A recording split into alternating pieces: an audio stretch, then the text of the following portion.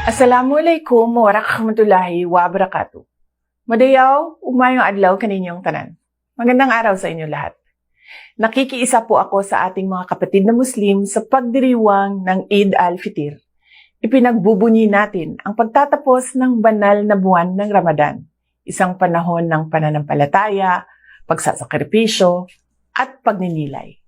Ang mahalagang araw na ito ay hindi lamang paalala ng kabutihan ni Allah, kundi pati na rin ng mahalagang turo ng banal na Quran. Ang pagkakaisa at pagbabahagi ng biyaya sa pamilya at higit sa lahat sa mga nangangailangan. Hangad namin na ang Eid ay magdala ng kapayapaan sa inyong mga puso, liwanag sa inyong diwa at walang hanggang kasiyahan sa inyong tahanan.